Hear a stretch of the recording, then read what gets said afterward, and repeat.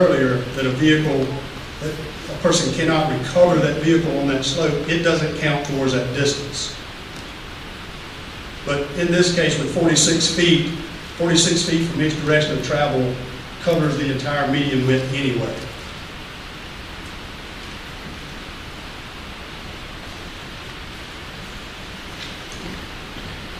We had a lot of discussion, and we had actually pulled this probably before a lot of people had asked. We started looking at, like, what was the cause? Why did the people leave the roadway? And these are looking at those fatalities and those incapacitating injuries, those most serious injuries.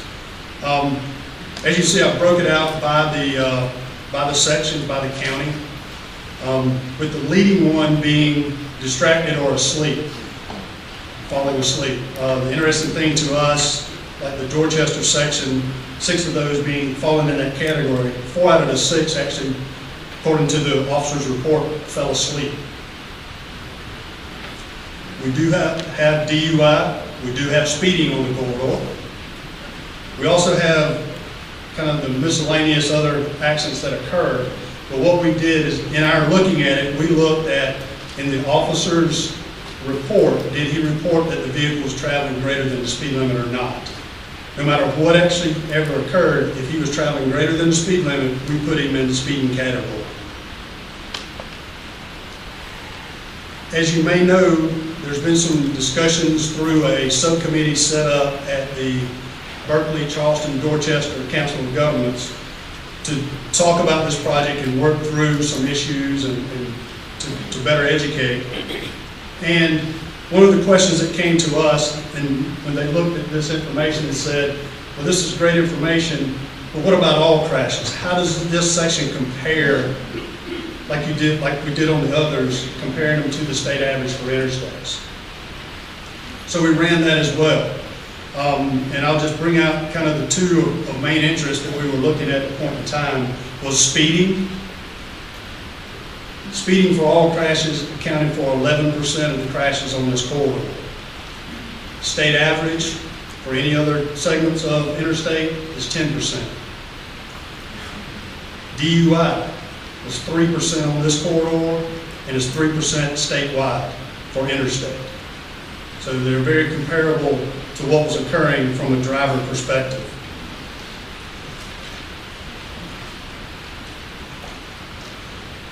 Another chart that we did during those conversations was this: we were looking at tree crashes per mile along the segment.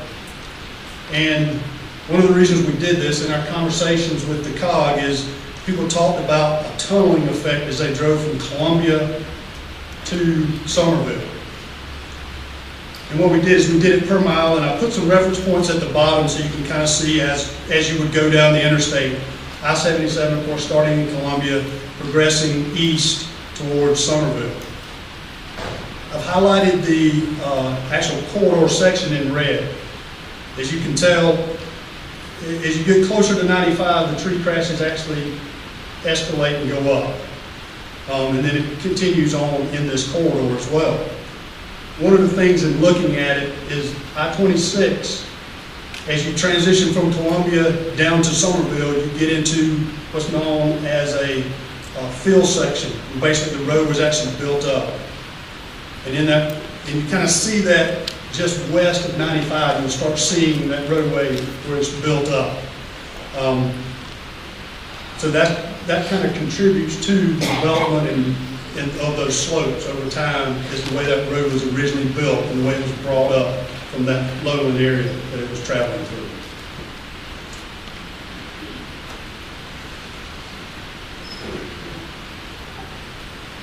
In looking at alternatives for this project, we looked at several. Of course, the first was when we identified the slopes.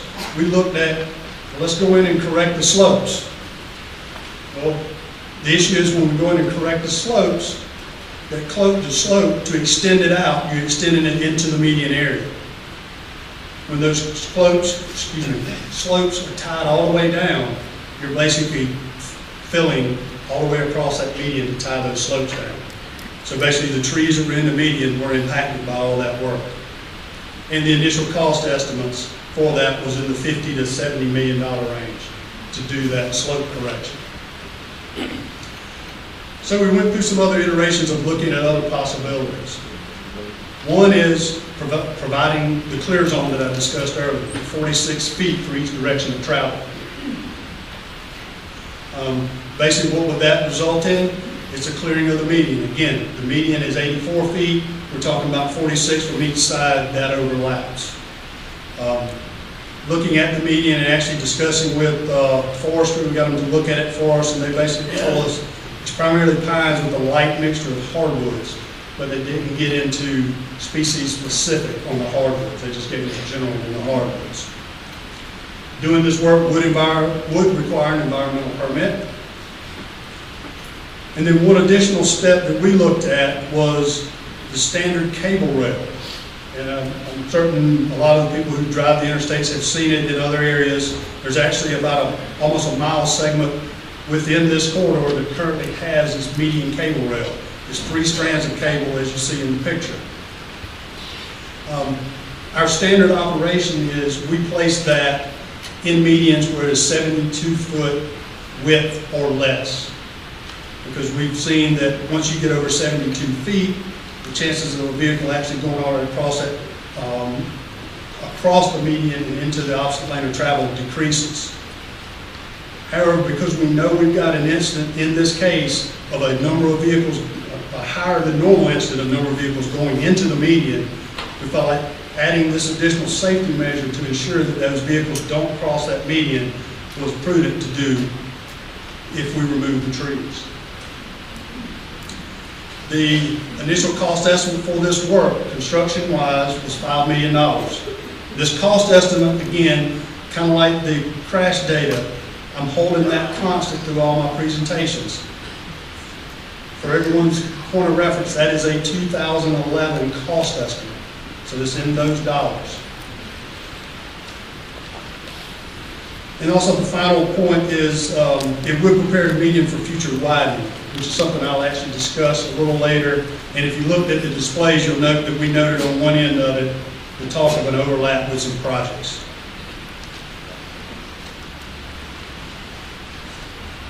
The next alternative is basically shielding, where you come in and you put something between the motors and the obstacle, in this case trees, to prevent the motors from striking the tree. We looked at several options again. Our normal steel beam guardrail. But to get that steel beam in, we got to go back in and do some stuff with the slopes and the shoulders to get that in. And the cost of that was also getting up into close to that $30 million range for the whole section.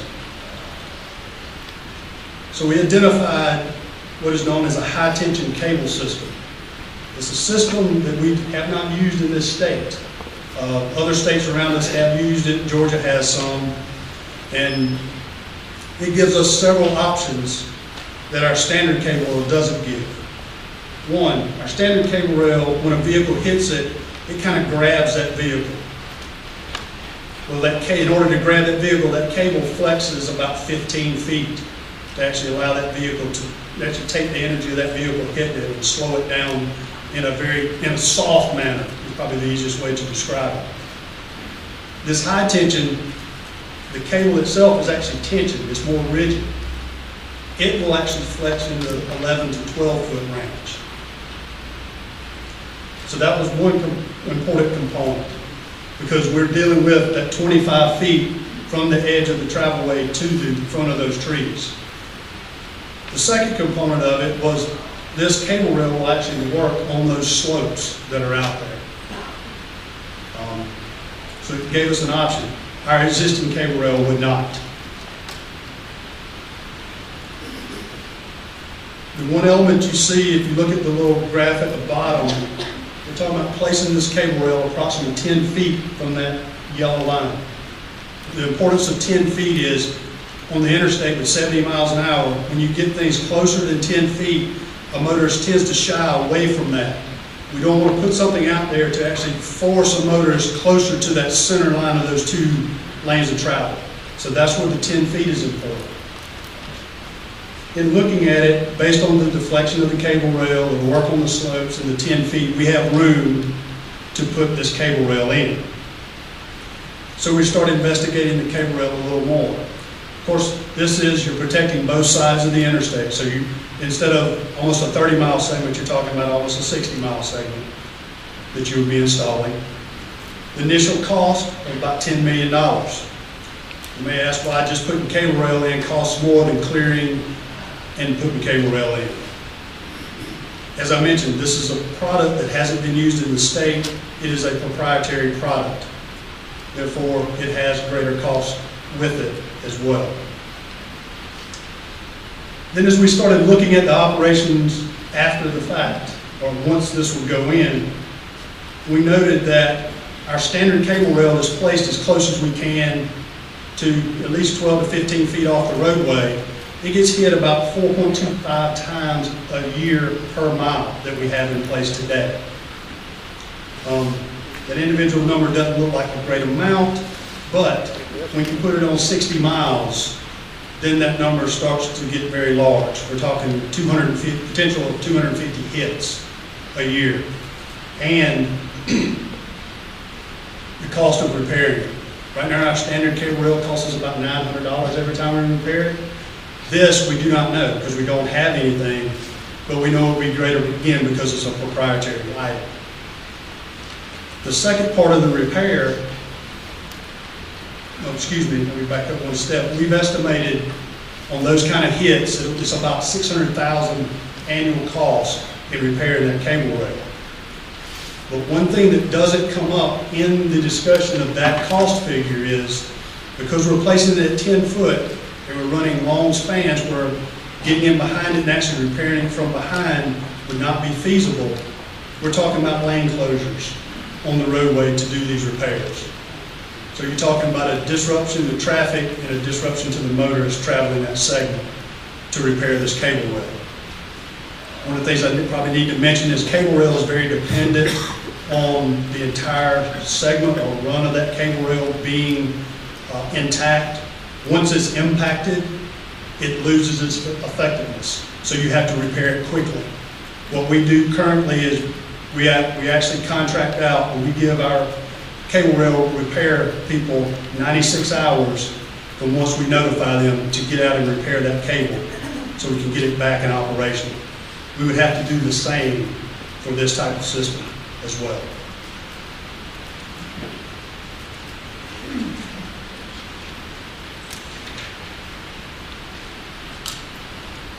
Now to the project details itself, the existing conditions. Basically the total length, we talked in general of 30 miles, is 29.6 miles in length. The actual section of trees actually ends prior to the widened 6-lane section where the existing cable rail is today. Of that, we got a length of existing guardrail along the median that's covering both sides of the median. It's 2.2 miles. And when I say, I'm talking about the center of the roadway. The median length with no trees is about 2.6. You can see where I mentioned prior about the existing cable rail is in place. And then the median width, where it's occupied by the trees, is about 36 foot wide that the trees at maximum occupy in the median. Wetlands within the project limits is 4.2 acres. And I mentioned earlier about preparing the median for future widening. This project overlaps with the Sheep Island Interchange and the I26 January interchange projects that are currently funded and moving forward. And in looking at those projects are designed such that the widening is to the median and it is clearing and regrading that median, placing cable rail in the center of that median.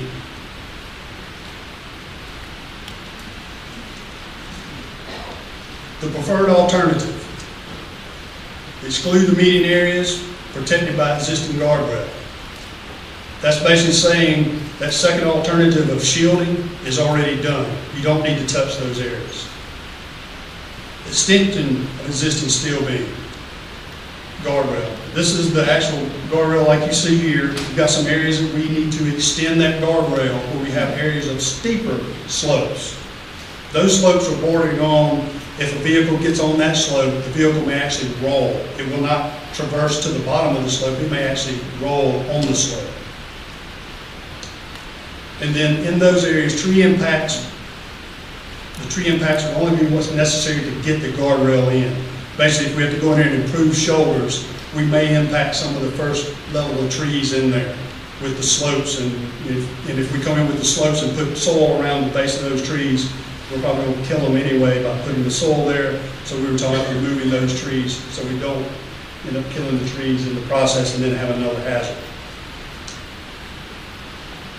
Following this alternative, the wetland impacts were reduced from 4.2 to 1.9 acres.